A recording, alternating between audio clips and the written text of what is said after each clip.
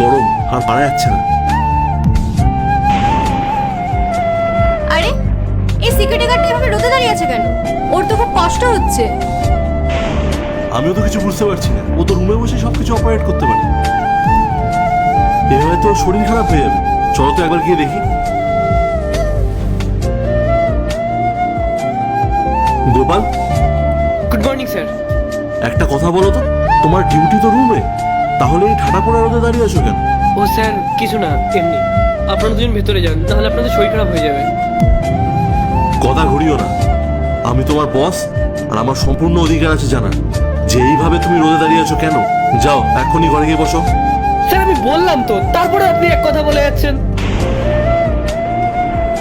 Sorry sir, আমি এভাবে বলতে চাইনি, আমাকে ক্ষমা করে দেবেন। আপনারা দুজন কেন রোদের মধ্যে দাঁড়িয়ে আছেন? আর ম্যাডামও তো দাঁড়িয়ে আছেন। এখানে দাঁড়িয়ে থাকলে আপনাদের শরীর খারাপ হয়ে যাবে। আমি ঠিক আছি বলছি তো, আমার কোনো অসুবিধা নেই, আপনারা যান ভেতরে। আমি এই রোদে দাঁড়িয়ে আছি ঠিক আছে, কিন্তু তুমিও তো এখানে কড়া রোদে দাঁড়িয়ে রয়েছো, তোমার শরীর খারাপ হবে না?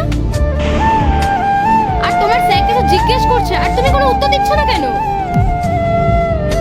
আরে তুমি তোমার শরীরের ব্যাপারে কেন ভাবছো না?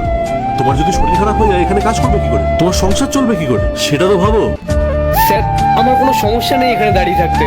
আর আমি যদি এখানে না দাঁড়িয়ে থাকি তাহলে আমি আমার স্যালারিটা পাবো না। আমি স্যালারিটা যদি না পাই তাহলে আমার খুব বড় সমস্যা হয়ে যাবে। স্যালারি পাবে না মানে? শ্রেয়া, ও এসব কি বলছে? গোপাল, আমি এই কোম্পানির বস, আমি সবাইকে স্যালারি দিই, আর তুমি বলছো রোদে না দাঁড়িয়ে থাকলে স্যালারি পাবে না? তুমি কি বলছো আমি কিছুই বুঝতে পারছি না। শোনো, তুমি এক্ষুনি ভেতরে গিয়ে বসো, এটা আমার অর্ডার। স্যার আপনি একটা কথা কেন বুঝতে পারছেন না? আমি রুমের ভেতরে যেতে পারবো না। ইন্দ্র, তুমি বা কেন এই রোদের মধ্যে দাঁড়িয়ে ওর সাথে কথা বলছো? এর থেকে বরং চলো ছাওয়ায় গিয়ে কথা বলি, না হলে তো আমাদেরও শরীর খারাপ করবে। হ্যাঁ তুমি ঠিক বলেছো, চলো। আর স্যার স্যার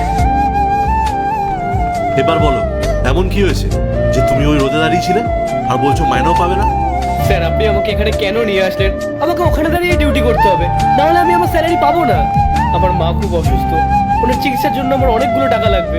আমি যদি আমার স্যালারি না পাই তাহলে আমি অনেক বড় সমস্যায় পড়ে যাবো। গোপাল, তখন থেকে কি এক কথা বলে যাচ্ছ? কে তোমার স্যালারি আটকাবে?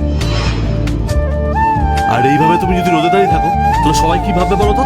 কোম্পানির রেপুটেশন খারাপ হয়ে যাবে। সবাই ভাববে তাদের কোম্পানির বস এইভাবে এমপ্লয়ীদেরকে কষ্ট দিয়ে কাজ করায়। কে তোমাকে এসব বলেছে? স্যার পূজা ম্যাডাম।